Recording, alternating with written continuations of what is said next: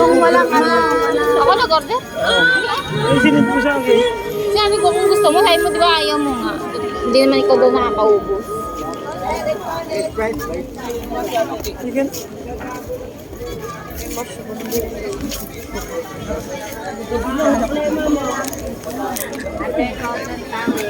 So pag hindi ka maliligo.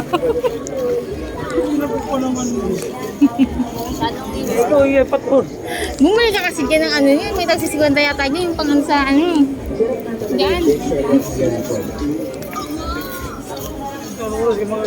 Ganito na eh. Tayo ba? Ha?